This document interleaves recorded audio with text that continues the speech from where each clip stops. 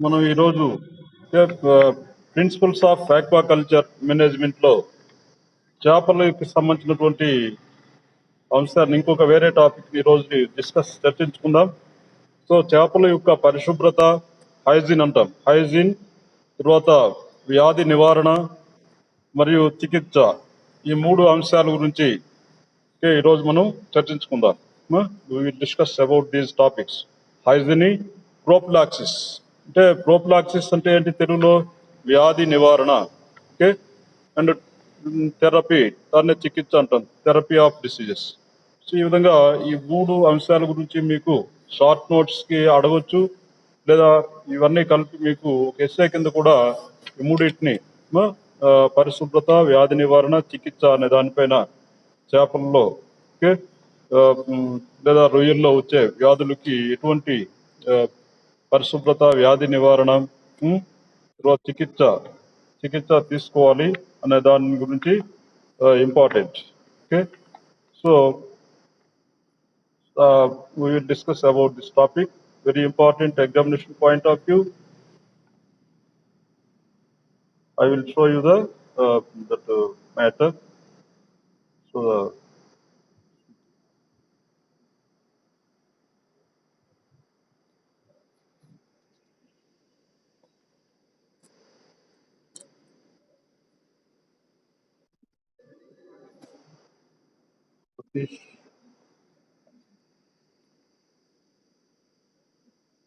So see, these are the our topic పరిశుభ్రత, వ్యాధి నివారణ మరియు చికిత్స. ఓకే. సో పరిశుభ్రత, హైజీన్ చూసుకుంటే ఇక్కడ పెంపక పర్యావరణంలో మనం సరైనటువంటి యాజమాన్యం ద్వారా, ఓకే, ఒక గుడ్ మేనేజ్మెంట్ అనేది ఈ యొక్క కల్చర్ ఎన్విరాన్మెంట్ లో మనం మేనేజ్ చేయాలి.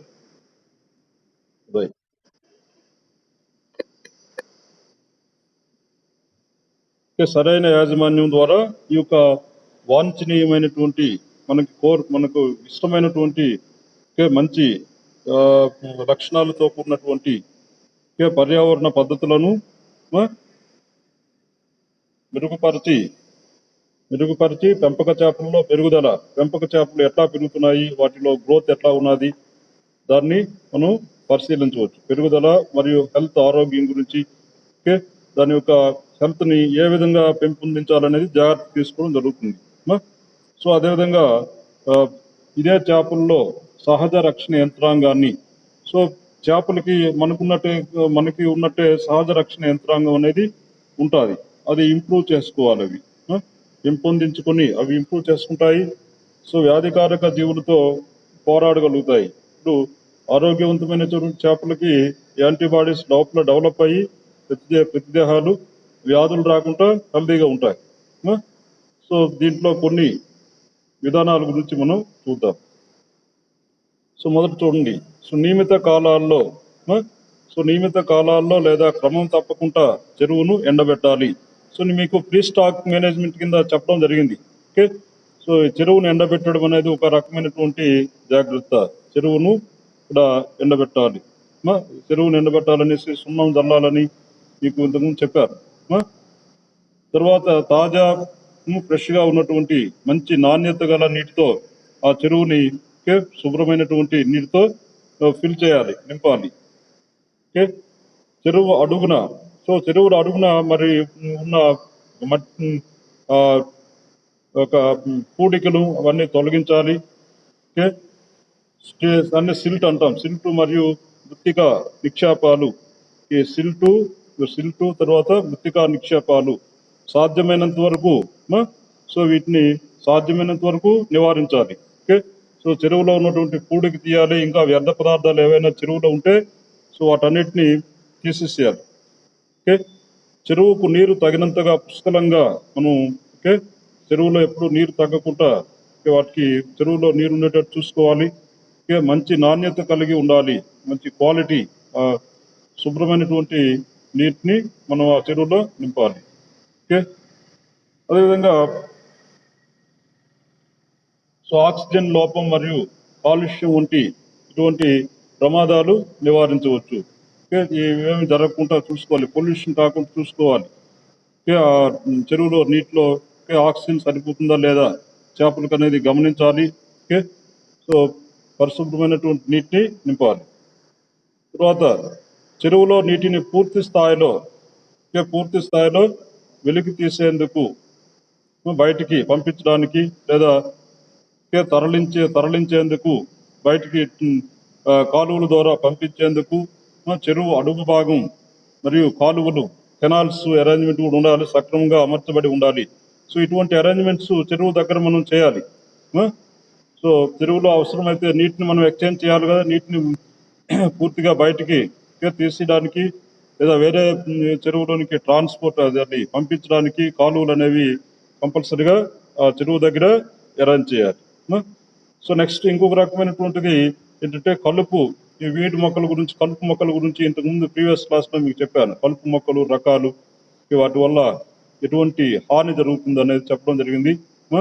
సో ఈ కలుపు మరియు హానికర మొక్కల యొక్క పెరుగుదలను కంట్రోల్ చేయాలి.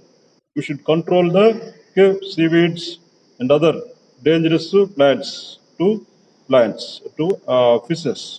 ఓకే, సో ఆ విధంగా చక్కగా ఈ చేపలు పెరగాలంటే కలుపు మొక్కలు ఇంకా శత్రువులు హానికర మొక్కలు లేకుండా చూసుకోవాలి. నీరు కలుషితం కావడం లేదా కాలుష్యం జరగకుండా చూసుకోవాలి. Should not allow the pollution of the water. So నీరు శుభ్రంగా ఉండేటట్లు చూసుకోవాలి. దాంట్లోనికి ఎటువంటి బయట నుంచి సో రసాయన పదార్థాలు కానీ, వ్యర్థ పదార్థాలు కానీ, ప్లాస్టిక్ ఇంకా వేరే కెమికల్స్ కానీ ఆ చెరువులోనికి ఇతరులు ఎవరు వేయకుండా చూసుకోవాలి. ఓకే, అంటే సెక్యూరిటీ కాపలా ఒక మనిషిని మనం పెట్టాలి, ఇద్దరు మనుషుల్ని చెరువు దగ్గర పెట్టాలి. So they should prevent the entering of the others. Okay, so ఆ విధంగా రక్షణ కల్పించాలి. అదేవిధంగా స్థిరమైన స్టాకింగ్ డెన్సిటీ నిర్వహించాలి. సో అధిక ఆహారం ఇవ్వకూడదు, ఎక్కువగా ఫుడ్ని అధికంగా ఇవ్వకూడదు చెరువులోని చేపలకి. చేపలను ఉత్తమ పరిస్థితుల్లో ఉంచాలి, ఉత్తమ పద్ధతుల్లో పెంచాలి. సో బెస్ట్ మెథడ్స్లో చేపలను మనం పెంచాలి. చాలా ఎక్కువ స్టాకింగ్ సాంద్రతలో చేపలు పెంచడం, సుదీర్ఘ నిల్వ అంటే ఏంటి? ప్రొలాంగ్ టైం నిల్వ చేయడం, ఎక్కువ కాలం నిల్వ చేయడాన్ని సుదీర్ఘ నిల్వ అంటారు. ఓకే, తర్వాత ఒత్తిడి ఉండకుండా ఉండటం చాలా ముఖ్యం. ఒత్తిడి అనేది మీకు ఇంతకుముందు చెప్పాను, ఒత్తిడి ఎక్కువగా స్ట్రెస్ అనేది చేపల మీద.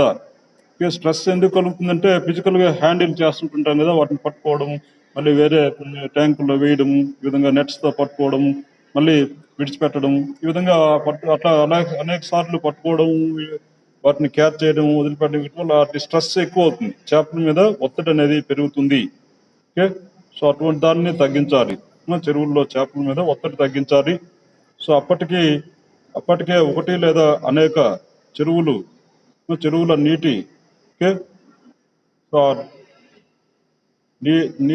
నీరు శుభ్రంగా ఉండాలి. నీటి మార్గం లేదా కాలువ నుంచి చెరువులోకి నీటి సరఫరా సో ఉండటం అంటే వేరే కాలువలు బయట నుంచి వాటిలోనికి ఓపెన్ కాకుండా చూసుకోవాలి. వేరే కాలువలు లేదా వేరే చెరువుల నుంచి వచ్చే కాలువలు చేపలు ఉన్న చెరువుల్లోనికి అవి మిక్స్ కాకుండా చూసుకోవాలి. అవసరమైతేనే ఆ వాటర్ను ఉపయోగించుకోవాలి, లేకపోతే క్లోజ్ చేసి ఉంచాలి గేట్లని. తరచూ చేపలను పట్టుకోవటం లేదా రవాణా చేయడం నివారించాలి. ఇది మీకు ఆల్రెడీ చెప్పాను. ఇవి ఎక్కువగా చేస్తే ఒత్తిడి ఎక్కువ అవుతుంది. ఫ్రీక్వెంట్ గా చేపలను పట్టుకోవడం కానీ లేదా వాటిని ట్రాన్స్పోర్ట్ చేయడం కానీ చేయకూడదు. సో అవి చేస్తే స్ట్రెస్ ఎక్కువ అవుతుంది వాటికి.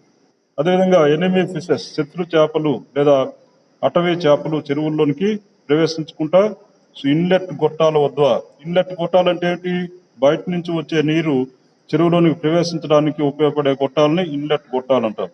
సో అటువంటి గొట్టాల దగ్గర వాటికి నెట్లు క్లోజ్ చేసేసేయాలి. అక్కడ ఒకటి చిన్న రంధ్రాలు ఉంటాయి వాటికి, ఆ నెట్లకి వాటితో కట్టేసేయాలి.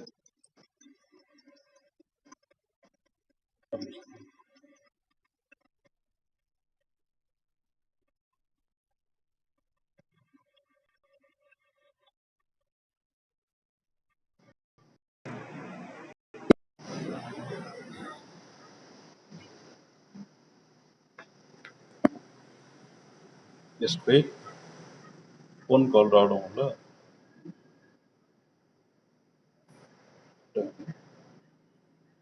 Just wait.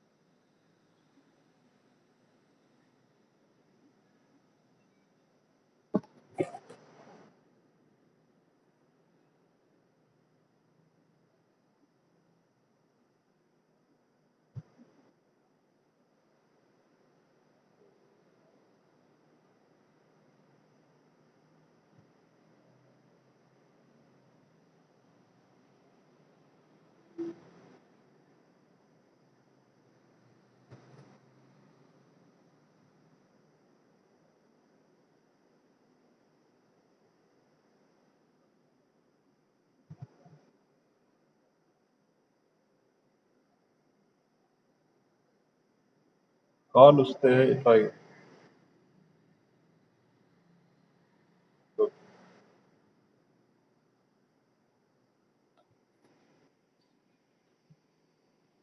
సో ఆ విధంగా మనం ఈ చతుర చేపలు అటవీ అంటే వేరే ఫారెస్ట్ ఏరియాస్ లో ఉన్నటువంటి చేపలు కానీ ఈ యొక్క ఇన్లెట్ గొట్టాల ద్వారా చెరువులోనికి ప్రవేశించుకుంటూ అక్కడేంటి నెట్లు లాంటివి చుట్టేయాలి. ఓకే, ఆ గొట్టాల దగ్గర. సో అందువల్ల బయట ఉన్నటువంటి పెద్ద చేపలు, ఎనిమి చేపలు అనేవి చెరువుల్లోనికి, చేపలు పెంచే చెరువుల్లోనికి రాకుండా ఉంటుంది. ఓకే, సో వాటి యొక్క హోల్స్ దగ్గర ఆ నెట్ అనేది కట్టేసేయాలి, వలలు లాంటివి కట్టేయాలి. ఓకే, సో నెక్స్ట్ ప్రోఫిలాక్సిస్, దీన్నే వ్యాధి నివారణ. పరిశుభ్రత అనేది అయిపోయింది. పరిశుభ్రత హైజీని గురించి మనం ఇంతవరకు డిస్కస్ చేసుకున్నాము. ఓకే, నెక్స్ట్ ప్రోఫిలాక్సిస్ అంటే వ్యాధి నివారణ. సో ప్రోఫిలాక్సిస్ ముఖ్యంగా 2 రకాలుగా ఇక్కడ మనకి కనిపిస్తుంది. ఈ కీమోప్రోఫిలాక్సిస్, ఇంకోటి ఇమ్యునోప్రోఫిలాక్సిస్. ఓకే, సో కీమోప్రోఫిలాక్సిస్ లో రసాయనాలను ఉపయోగిస్తారు. ఈ 2 పద్ధతుల ద్వారా వ్యాధి కారకతను తగ్గించడానికి మరియు వ్యాధుల నివారణకు ఉపయోగిస్తారు ఈ 2 పద్ధతుల్ని. వాటిలో కీమోప్రోఫిలాక్సిస్ ఒకటి, రెండోది ఇమ్యునోప్రోఫిలాక్సిస్. ఓకే, సో కనిపిస్తున్నాయో this is the chemoprophylaxis, this one is the immunoprophylaxis. First chemoprophylaxis గురించి చూద్దాం. ఓకే, సో వీటిలో ఈ యొక్క కీమోప్రోఫిలాక్సిస్ లో వ్యాధులు, డిసీజెస్ స్ప్రెడ్ కాకుండా, వ్యాప్తి చెందకుండా మందులను అనువర్తనం చేయడం, నిర్దిష్ట వ్యాధి వ్యాప్తిని ముందస్తుగా నివారించేందుకు ఈ పద్ధతి చాలా ఇంపార్టెంట్, చాలా ఎఫెక్టివ్ గా పనిచేస్తుంది. సో డిసీజెస్ స్ప్రెడ్ కాకుండా ఈ మందులు, ఈ రసాయనాలను వాడితే ఈ వ్యాధుల వ్యాప్తిని మనం చేపల్లో సో అరికట్టడానికి అవకాశం ఉంది. అదేవిధంగా పరిస్థితులు, ఉన్న సదుపాయాలను మరియు అనుభవాన్ని బట్టి మందులను, మరి డ్రగ్స్ ని వేటి ద్వారా ఇస్తారనేది ఇంతకుముందు మనం చర్చించుకున్నాము. చేపలకి మందులని నోటి ద్వారా కానీ, లేదా ఇంజెక్షన్ వంటి నోటితో ఇంజెక్షన్ వంటి అనేక పద్ధతుల ద్వారా వ్యాధి నివారణ చికిత్సను, ట్రీట్మెంట్ ని మేనేజ్ చేయడం జరుగుతుంది. అదేవిధంగా తక్కువ సమయంలో less time, with in short period, తక్కువ సమయంలో లేదా కొంత సమయం చేపలను ఫిషెస్ ఏం చేయాలి, గాఢత గల ద్రావణాల్లో, కాన్సన్ట్రేటెడ్ కెమికల్ సొల్యూషన్స్ లో వాటిని ఉంచాలి. పూర్తిగా ముంచి, లేదా దాన్ని ఏమంటాం, ఫిష్ బాత్ అంటాం. ఫిష్ బాతింగ్ అంటే స్నానం చేయించడం ద్వారా, ఈ పద్ధతి ద్వారా, లేదా ఆహారం ద్వారా సో మందులను ఇవ్వడం వంటి కొన్ని పద్ధతులను ఉపయోగించి వ్యాధి వ్యాప్తిని నివారిస్తారు. ఈ విధంగా so diseases not spread from one fish to other fish when they are immersed in the chemical solutions. అంటే గాఢత గల రసాయన ద్రావణాల్లో ఉంచడం, స్నానం చేయడం ద్వారా కానీ, లేదా నోటి ద్వారా కానీ, మందులు ఇవ్వడం ద్వారా కానీ, లేదా ఇంజెక్షన్ లాంటి టీకాలను వాటిలోనికి ఇవ్వడం ద్వారా ఈ యొక్క వ్యాధుల వ్యాప్తిని మనం అరికట్టడానికి అవకాశం ఉన్నది, కంట్రోల్ చేయొచ్చు. ఓకే,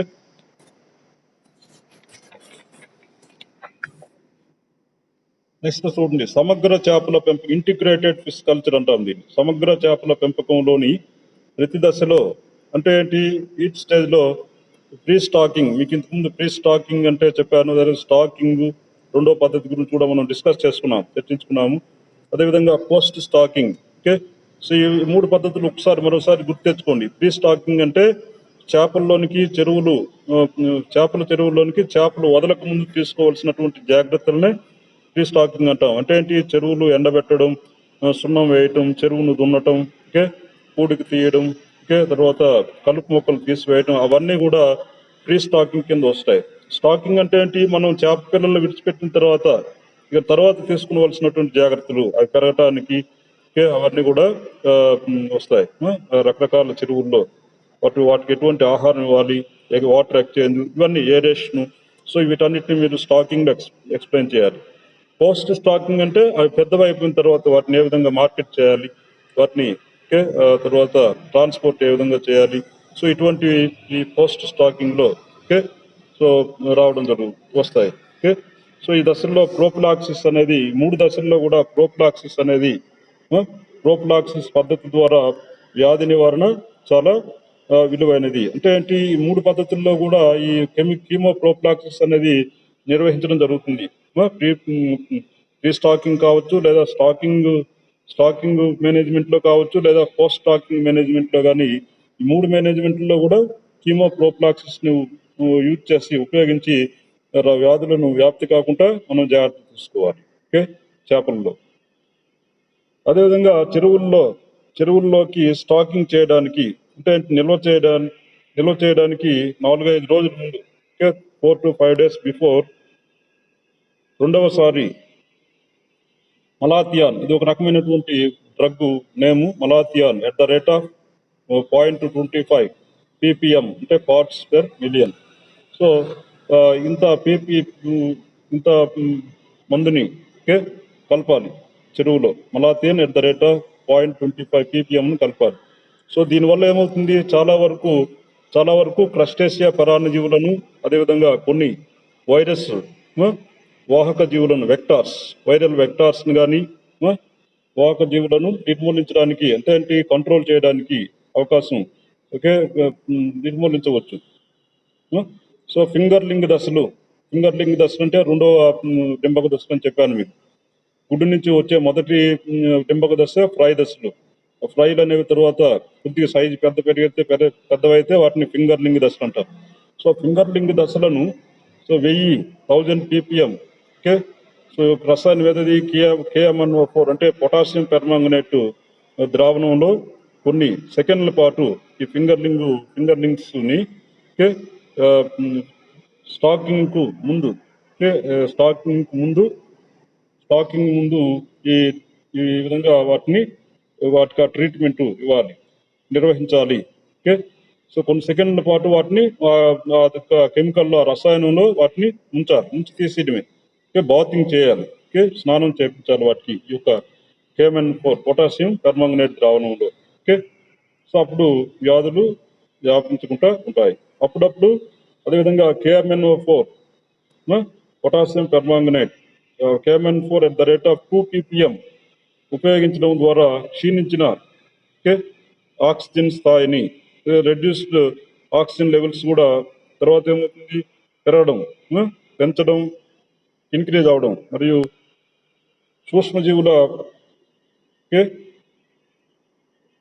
సూక్ష్మజీవుల యొక్క లోడ్ను కూడా తగ్గించవచ్చు. You can reduce the microbial load also by using this chemical. Okay, KMnO4 potassium permanganate @2 ppm ని యూజ్ చేయడం ద్వారా వీటిలో క్షీణించినటువంటి ఆక్సిజన్ స్థాయిని మెరుగుపరచవచ్చు.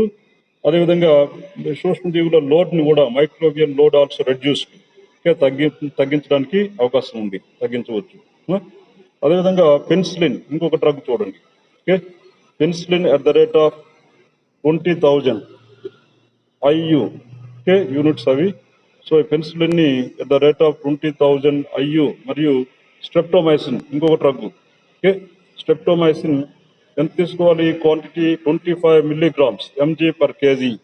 కేజీ బరువు చేపకి ఎంత స్ట్రెప్టోమైసిన్ తీసుకోవాలంటే 25 ఎంజీ తీసుకోవాలి. సో బరువుకు, చేప బరువుకు ఇవ్వడం ద్వారా రోహు చేపలు అంటే ఇండియన్ మేజర్ కార్ప్లో ఒక రకమైనటువంటి చేప అని చెప్పాను మీకు. మేజర్ కార్ప్ 3 రకాలు ఉంటాయని చెప్పాను. కట్ల, లేబియా రోహిత, సిరహైన, మృగుల. రోహు అనేది రెండవ చేప. అటువంటి మేజర్ కార్ప్ రోహు చేపల్లో కాలంనారిస్, అటువంటి చేపల్లో కాలంనారిస్ వ్యాధి వ్యాప్తిని కూడా అరికట్టడానికి అవకాశం ఉంది. అదేవిధంగా చెరువును ఆహారం ద్వారా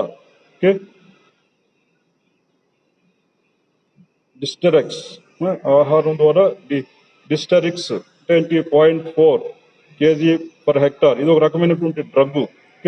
ఈ డ్రగ్ని ఆహారం ద్వారా వాటికి చేపలకు మనం అందేవాలి. మరియు అంతేకాకుండా బ్రోమెక్స్ అనేది ఇంకొక రకమైనటువంటి రసాయన డ్రగ్. దీన్ని 0.12 kg per hectare, హెక్టార్కి 0.12 kgని ఉపయోగించాలి. ఉపయోగించడం ద్వారా ఏం జరుగుతుంది? వీటిని యూజ్ చేయడం వల్ల ట్రెమటోడ్ మరియు కోపిపాడ్ వ్యాధి సంక్రమణ ఇన్ఫెక్షన్ ని మనం కంట్రోల్ చేయవచ్చు, అరికట్టవచ్చు. ట్రెమటోడ్స్ అంటే ఈ హెల్మింత్ పరాన్నజీవులు నేర్చుకున్నారు ఫస్ట్ సెమిస్టర్ లో. ప్లాట్ హెల్మింత్స్ లో వస్తాయి ట్రెమటోడ్స్ అనేవి. ట్రెమటోడా, టర్బులేరియా, ట్రెమటోడా, సిస్టోడా అనే 3 విభాగాలు ఉంటాయి దాంట్లో. సో ట్రెమటోడా విభాగానికి చెందినటువంటి ప్లాట్ హెల్మింత్స్ జీవుల్ని ట్రెమటోడ్స్ అంటాం. సో అటువంటి ప్లాట్ హెల్మింత్స్ సంక్రమించుకుంటా చేపల్ని మనం అడ్డుకోవచ్చు. అదేవిధంగా కోపి పాడులు కూడా వీటి వల్ల కూడా వ్యాధులు రాకుండా మనం నివారించుకోవచ్చు. ఆహారం ద్వారా ఈ 2 ఏ డ్రగ్లు ఇవ్వాలి? డిస్టరెక్స్ మరియు ఇంకోటి బ్రోమెక్స్ అనే రసాయనాలని ఇవ్వడం, కెమికల్ డ్రగ్స్ ని ఇవ్వడం ద్వారా. నెక్స్ట్ ప్రోఫిలాక్సిస్ లో రెండవదైనటువంటి ఇమ్యునోప్రోఫిలాక్సిస్ గురించి మనం ఇప్పుడు డిస్కస్ చేద్దాం, చర్చించుకుందాం. చేప ఇమ్యూన్ వ్యవస్థపై అంటే ఏంటి? వ్యాధి నిరోధక శక్తికి సంబంధించినటువంటి వ్యవస్థ ఒకటి ఉంటుంది చేపల్లో. దాన్నే ఇమ్యూన్ వ్యవస్థ అంటారు. ఇమ్యూన్ వ్యవస్థపై జరిగిన పరిశోధనల వల్ల కొంతవరకు ఇమ్యునైజేషన్ సాంకేతిక అభివృద్ధి చెందింది. ఇమ్యునాలజీ టెక్నాలజీ పెరగటం వల్ల ఈ ఇమ్యునైజేషన్ టెక్నిక్స్ కూడా ఎక్కువగా అందుబాటులోకి వచ్చాయి. సో వాటి ద్వారా ఈ వ్యాధి నిరోధక శక్తిని చేపల్లో ఏ విధంగా పెంచుకోవాలనే పద్ధతులని, మెథడ్స్ కూడా, టూల్స్ కూడా రావడం జరిగింది. వాటిని ఉపయోగించడం జరుగుతుంది. సో కొన్ని తరచూ సంభవించే సాధారణ వ్యాధులు. ఫ్రీక్వెంట్ గా చేపలకి కొన్ని రకాలైనటువంటి వ్యాధులు వస్తాయి. వాటిని తరచూ సంభవించే వ్యాధులుగా చెప్పుకోవచ్చు. వాటిలో కొన్ని పేర్లు ఉన్నాయి చూడండి. విబ్రియోసిస్, తర్వాత పరంకులోసిస్, ఇంకోటి కార్పు స్ప్రింగ్ వైరీమియా. సో వ్యాక్సిన్లను వాణిజ్యపరంగా లభ్యమవుతున్నాయి. కొన్ని వ్యాక్సిన్స్ కామన్ గా వచ్చే వ్యాధులు నివారించడానికి మార్కెట్లో ఇప్పుడు అవైలబిలిటీ ఉన్నాయి.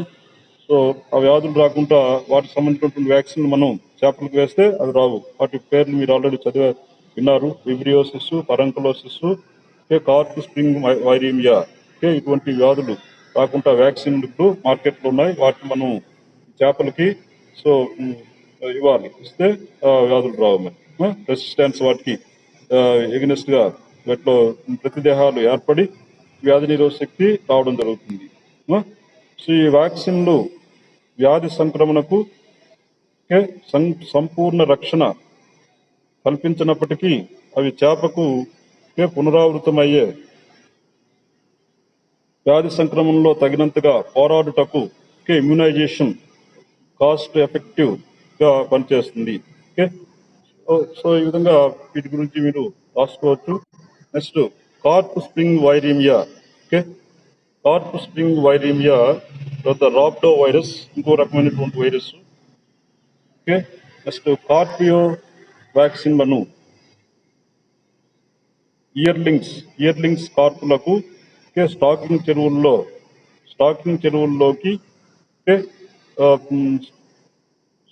చెరువుల్లోనికి వీటికి ఇవ్వడం జరుగుతుంది. వాటికి సప్లై చేస్తారు. స్టాకింగ్ చెరువులు అంటే ఏంటి? నిల్వ చెరువులు అంటాం. ఆ నిల్వ చెరువుల్లో ఉన్నటువంటి చేపలకి ఈ వ్యాధులు రాకుండా ఈ ఈ వైరస్ వ్యాధులు చెప్పాం కదా పేర్లు, వీటన్నిటికీ వ్యాధులు రాకుండా ఆ వ్యాక్సిన్ ఇవ్వడం జరుగుతుంది. కార్ప్ స్ప్రింగ్ వైరీమియా, రాబ్డో వైరస్, ఓకే, తర్వాత రాబ్డో వైరస్ వల్ల వచ్చే వ్యాధులు కానీ, సో కార్పియో వ్యాక్సిన్లను, వీటన్నిటిని ఓకే వ్యాక్సిన్ ఇయర్లింగ్స్ కార్పులకు, సో ఈ కార్పులకి ఈ స్టాకింగ్ చెరువుల్లో నిల్వ చెరువుల్లో ఇవ్వడం జరుగుతుంది. ఓకే, సో మరికొన్ని ఆ రెండు పద్ధతులే కాకుండా ఇంతవరకు మనం రెండు పద్ధతుల్ని డిస్కస్ చేసుకున్నాము. ఒకటి కీమోప్రోఫిలాక్సిస్ పద్ధతి, రెండవది ఇమ్యూనోప్రోఫిలాక్సిస్ పద్ధతి గురించి చెప్పుకున్నాము. మరికొన్ని ప్రోఫిలాక్సిస్ పద్ధతులు, సో ఇంకా అదర్ మెథడ్స్ ఏంటి? What are the other prophylaxis methods? వ్యాధి నివారణ పద్ధతులు. ప్రోఫిలాక్సిస్ అంటే వ్యాధి నివారణ అనేసి ఓకే మీనింగ్. సో నియమిత కాలాల్లో చెరువుని ఎండబెట్టినప్పుడు, ఓకే ప్రీ స్టాకింగ్ లో చెప్పాం కదా, ఎండబెట్టినప్పుడు తర్వాత ప్రతిసారి చెరువును పరిశుభ్రం చేయాలి. ఓకే శుభ్రంగా ఉంచుకోవాలి. దీనికోసం ఏం చేయాలి? సున్నం కలిపి శుభ్రం చేస్తారు. ఓకే, ఎండబెట్టిన తర్వాత ఈ సున్నం కూడా చెరువులో వేస్తారు, చల్లుతారని చెప్పడం జరిగింది. Okay, liming of the pond అని చెప్పారు. ఓకే, సో అది షార్ట్ నోట్స్ కూడా ఇంపార్టెంట్ డిస్కస్ చేసుకున్నాం ఇంతకుముందు. ఓకే, ప్రీ స్టాకింగ్ మేనేజ్మెంట్ లో సో సున్నం కలిపి శుభ్రం చేయడం జరుగుతుంది చెరువుని. తర్వాత నెక్స్ట్ ఏం చేయాలి? తాజా ఓకే మంచి నాణ్యత గల నీటితో నింపాలి. తర్వాత చెరువుని చెరువుని ఎండబెట్టిన తర్వాత సున్నం చల్లిన తర్వాత ఓకే ఆ చెరువులోనికి మంచి క్వాలిటీ వాటర్ని, శుభ్రమైనటువంటి వాటర్ని వాటిలో ఆ చెరువుని నింపాలి, వాటర్తో నింపాలి. ఓకే, సో ఇది ఒక పద్ధతిగా చెప్పుకోవచ్చు. నెక్స్ట్ చెరువులో చేపల విత్తనం, ఫిష్ షీడ్ లేదా చేపల సరఫరా ఎట్లా ఉన్నది అది అనేది బాగా చేపల విత్తనాలు ఫిష్ షీడ్ని వేసేటప్పుడు జాగ్రత్త తీసుకోవాలి. వాటికి మనం పెట్టే ఆహారం శుభ్రంగా ఉన్నది లేనిది చూసుకోవాలి. ఓకే, వేరే చేపల చెరువుపై ఆధారపడకుండా వేరే చేపలు మనం చేపలు పెంచే చెరువులోనికి రాకుండా చూసుకోవాలి. ఒకవేళ అవసరమైతే సరఫరా కోసం ఆరోగ్యకరమైనటువంటి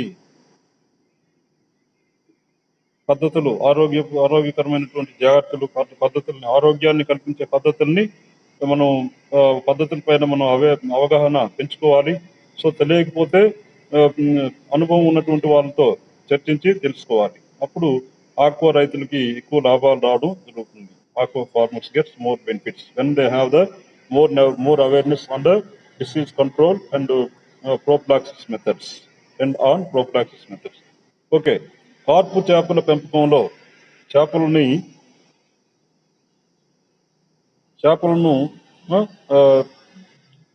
ఎటువంటి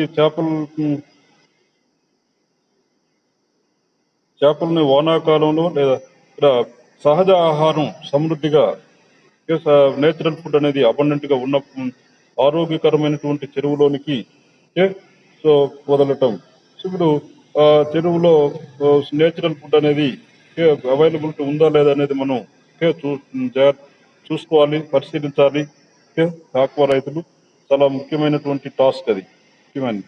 సో సాల్మాన్ చేపల పెంపకం, సాల్మాన్ ఫిష్ కల్చర్ అంటాం నేను. సాల్మాన్ చేపల పెంపకంలో అదనపు ఆహారం ఇవ్వడంలో, ఎక్స్ట్రా ఫుడ్ అనేది సప్లై చేయడంలో ఇవ్వడంలో ప్రత్యేక శ్రద్ధ వహించడం, స్పెషల్ కేర్ వహించడం మరియు అధికంగా ఆహారం ఇవ్వటం తగ్గించాలి. అదేవిధంగా ఫుడ్ ఉన్నది కదా అనేసి ఎక్కువ ఆహారాన్ని కూడా చెరువులో ఉన్నటువంటి చేపలకు మనం ఇవ్వకూడదు. వాటికి తగినంత డోసేజ్ లో ఎంత డోస్ ఇవ్వాలో అంత డోస్ లో మాత్రమే మనం ఆహారాన్ని వాటికి అందివ్వాలి. ఎక్కువ ఎక్సెస్ గా ఇవ్వటే మళ్ళీ ఇంకా సమస్యను మనం ఫేస్ చేయవలసి వస్తుంది. ఓకే, నెక్స్ట్ చెరువుల్లో అనారోగ్యకరమైన లేదా నాణ్యత లేని ఫలదీకరణ చెందిన అండాలను, ఫర్టిలైజ్డ్ ఎగ్స్ ని మరియు చేపల లార్వాలను స్టాకింగ్ చేయరాదు. అన్హెల్దీగా ఉన్నటువంటి, అనారోగ్యకంగా ఉన్నటువంటి మరియు లార్వాలని, డింబకాలను చెరువుల్లో వేయకూడదు. సో ఫలదీకరణం చెందినటువంటి నాణ్యతలని ఫలదీకరణం చెందని అండాలను కూడా అక్కడ చెరువుల్లో వండుకుంటా చూసుకోవాలి. ఓకే. తర్వాత నెక్స్ట్ వ్యాధుల వ్యాప్తికి, ఓకే, వ్యాధుల వ్యాప్తికి అవకాశం ఉన్నప్పుడు, ఓకే, డిసీజ్ స్ప్రెడ్ కావడానికి అవకాశం ఉన్నప్పుడు చనిపోయిన చేపలను లేదా తీవ్రంగా ప్రభావితమైన అంటే ఏంటి తీవ్రంగా ప్రభావితమైన చేపలు అంటే ఏంటి వ్యాధి సంక్రమణ ఎక్కువగా ఉన్నటువంటి చేపలని తప్పకుండా తప్పకుండా చెరువు నుంచి తీసివేయాలి. మీకు నిన్న చెప్పాను మీకు. ఓకే, హెల్త్ మేనేజ్మెంట్ లో ఈ పాయింట్ గురించి డిస్కస్ చేసుకున్నాము. చేపల్లో రోజుకి ఎన్ని చనిపోతున్నాయి చెరువుల్లో, ఓకే, చేపలు రోజుకి ఎన్ని చనిపోతున్నాయి, వాటిని తొందరగా వీలైనంత త్వరగా తీసేసేయాలి. ఓకే, సో వ్యాధి సోకిన వాటిని ఐసోలేట్ చేయాలని చెప్పడం జరిగింది. సో వాటిని సున్నంతో ఖననం చేయాలి. సో ఆ చనిపోయినటువంటి చేపల్లో సున్నం కలిపేసి మట్టిలో పాతేయాలి, ఖననం చేయాలి. సో వ్యాధి సోకిన చేపలని ప్రారంభంలో గుర్తించాలి. ఇనిషియల్ స్టేజ్ లో వాటికి వ్యాధి వస్తే వాటిని ఇమీడియట్ గా ఇనిషియల్ స్టేజ్ లోనే ఐడెంటిఫై చేసి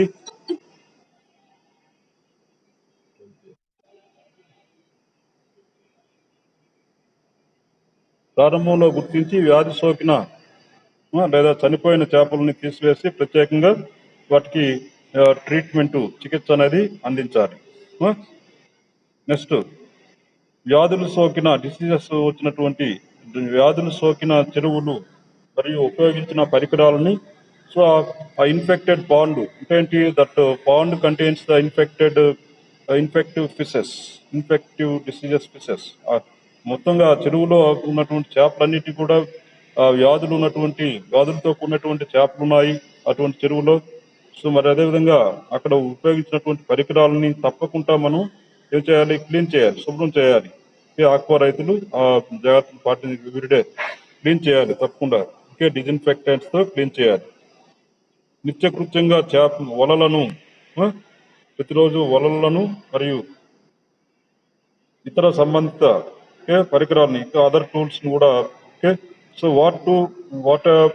what tools we used for cleaning. So అన్ని పరికరాలని టూల్స్ కూడా మనం క్లీన్ చేయాలి. ఓకే, పాండుకు సంబంధించినటువంటివి డైలీగా. ఓకే, వలలు, పడవలు, బోట్స్ మొదలైనవి 600 to 1000 ppm. Okay, so benzalkonium chloride అనే సో రసాయనాన్ని ఉపయోగించి క్లీన్ చేయాలి. లేదా కాల్షియం సైనమైడ్ తో కూడా వీటిని క్లీన్ చేయవచ్చు, ఆ పరికరాలని, టూల్స్ ని. సో ఆ రసాయనాలను ఉపయోగించుకోవాలి. రెండు గుర్తుపెట్టుకోండి, కాల్షియం సైనమైడ్ ఒకటి, ఇంకోటి సో 600 to 1000 ppm బెంజాల్మోనియం క్లోరైడ్. ఈ రెండు పరికరాలని, పాండ్ టూల్స్ అన్నిటిని కూడా చేపలకు సంబంధించిన పరికరాలన్నింటినీ క్లీన్ చేయొచ్చు ఈ కెమికల్స్ తో. నెక్స్ట్ ఇంకొక రకమైన చేపలను చెరువుల్లోనికి స్టాకింగ్ కు ముందుగా నిల్వ చేయడానికి ముందుగా సో వాటికి లవణ స్నానం చేయించాలి. అంటే ఏంటి, సాల్ట్ వాటర్ బాత్ ని చేపించాలి. సాల్ట్ వాటర్ చేపలు ఈ ఫిషెస్ ని చెరువుల్లోనికి అంటే నిల్వ చెరువుల్లోనికి వదిలే ముందు వాటిని ఉప్పు ద్రావణంలో వాటిని ముంచి ఆ చెరువులో వేయాలి. ఓకే, సో లవణ స్నానం అంటాం వాటిని, లవణ స్నానం చేపించాలి ఆ చేపలు before releasing into that stocking pond. Okay, so దీనివల్ల ఏం జరుగుతుంది, దీనివల్ల చేపల్లో బాహ్య పరాన్నజీవులు, బాడీ పైన ఏవైనా పారాసైట్స్ ఏవైనా ఉంటే ఆ బాహ్య పరాన్నజీవులు రిమూవ్ అయిపోతాయి. తొలగించడమే కాకుండా భవిష్యత్తులో పరాన్నజీవుల దాడి వల్ల తక్కువ హాని కలగడానికి అవకాశం ఉంటుంది. మళ్ళీ ఎక్టో పారాసైట్స్ ఏవి కూడా ఆ చేపల మీద దాడి చేయడానికి అవకాశం ఉండదు. ఆ విధంగా రక్షణ కలుగుతుంది.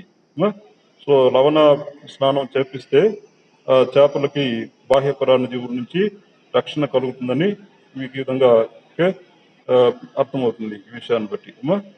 సో ఈ విధంగా ఇవన్నీ కూడా ప్రోఫిలాక్సిస్ అదర్ ప్రోఫిలాక్సిస్ పద్ధతుల కింద మీరు రాయాలి. ఓకే, ఈ పాయింట్స్ అన్ని డిస్కస్ చేసుకున్నటువంటి పాయింట్స్ అన్ని. ఓకే, సో ఈ విధంగా రెండు పద్ధతులు. ఇంకొక పద్ధతి మనం నెక్స్ట్ క్లాస్ లో డిస్కస్ అబౌట్ ద థెరపీ అనేది మూడో పద్ధతి. దాన్ని ఇంకో క్లాస్ లో మనం డిస్కస్ చేసుకుందాం. థెరపీ లేదా చికిత్స అనేది ఓకే, వ్యాధులు రాకుండా. So now in this class we discussed about the పరిశుభ్రత, హైజీన్ గురించి మనం చర్చించుకున్నాము.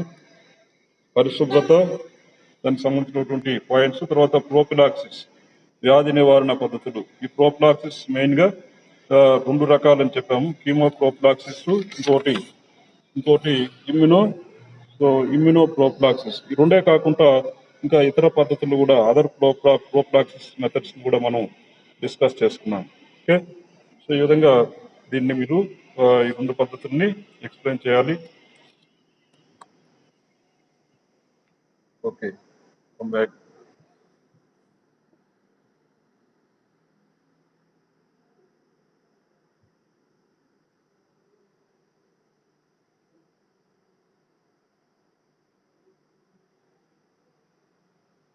సో ఇంట్లో చెప్పినటువంటి ఆ రెండు పద్ధతుల్లో ఏవైనా డౌట్స్ ఉంటే విద్యార్థులారా అడగండి. అబౌట్ ద హైజీన్ గురించి, చేపల యొక్క పరిశుభ్రత సంబంధించినటువంటి విషయాలకు కానీ, లేదా ప్రోఫిలాక్సిస్, వ్యాధి నివారణ పద్ధతులకు సంబంధించినటువంటి ఏవైనా మీకు సందేహాలు ఉంటే, డౌట్స్ ఉంటే you can clarify. So unmute your speaker and ask. Naureen, Dharani, Raviteja, Satish. Hello Naureen, అర్థమైందమ్మా పరిశుభ్రత? Okay, okay. All of you write running notes with these points in your running notes and also assignment. Okay. Satish and Dharani, what about you? Dharani, unmute your speaker. Dharani. Okay, నా ఎంతమంది వచ్చారు ఈరోజు క్లాస్కి అనేది 4 members ప్రస్తుతానికి. Satish,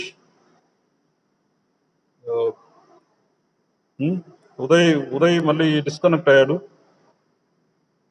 5 members వచ్చారు కదా సతీష్, దాన్ని screen shot. Satish, unmute your speaker. Okay. Thank you all. Thank you. I will upload the matter of this topic, write assignment and okay, running note also. Running notes. Thank you all. Thank you.